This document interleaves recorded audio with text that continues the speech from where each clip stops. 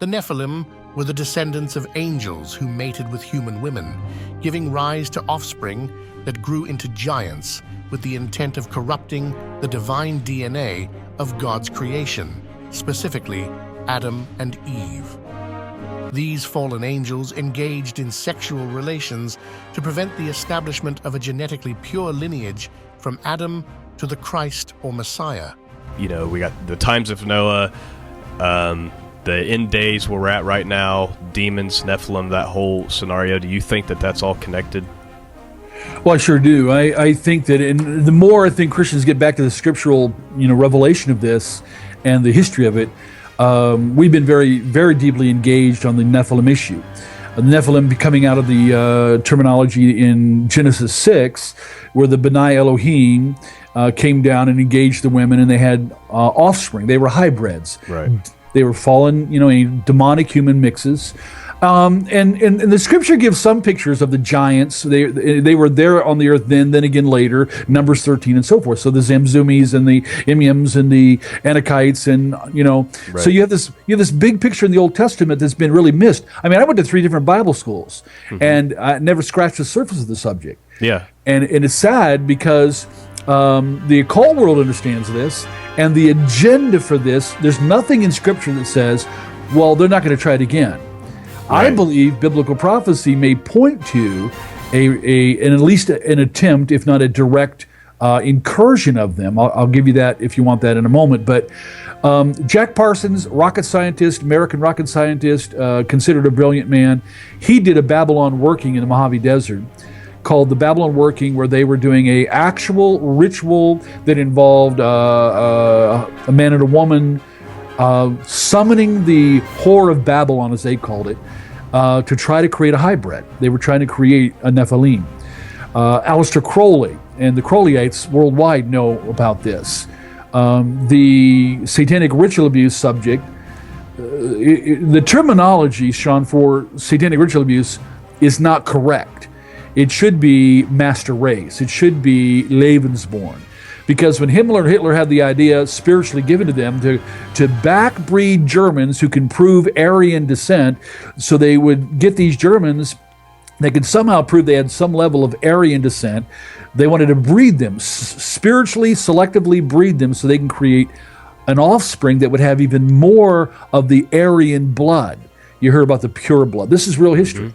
Yeah. And the reason for the master race was to have a military global presence that could enforce a 1,000-year Reich of the Nazis.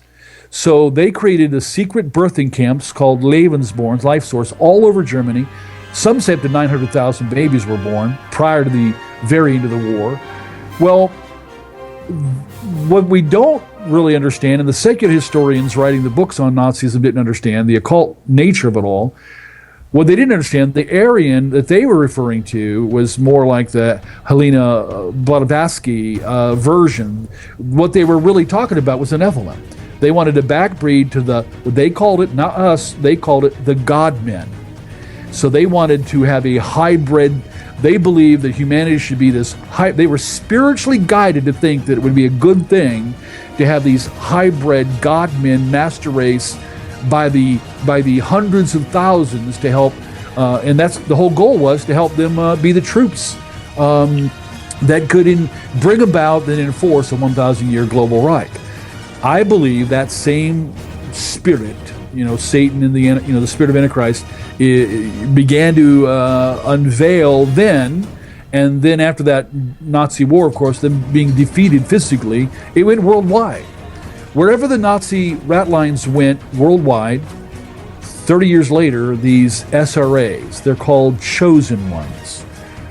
They don't call them SRAs publicly, psychologists and the public calls it that. They call them, the ones that are breeding them, the ones that are creating them, they call them chosen ones. Now, I've dealt with chosen ones for years and years and years, and deliverances and deep deliverances.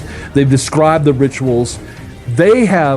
They talk about Nephilim blood. They talk about altering DNA, and that their goal was to backbreed to become the God-men, the superior beings.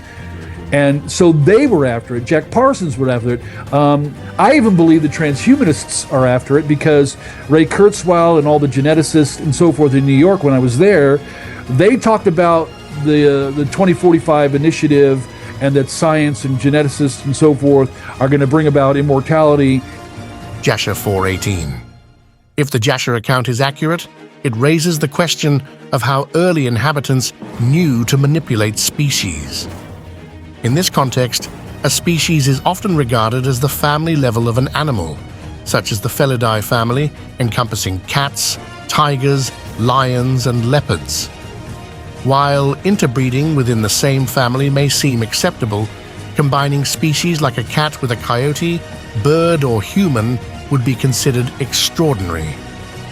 Some posit that fallen angels, led by Satan as their chief technologist, married human women and imparted advanced knowledge to humanity, resulting in the creation of giants and various hybrid creatures, Genesis 6:1-4.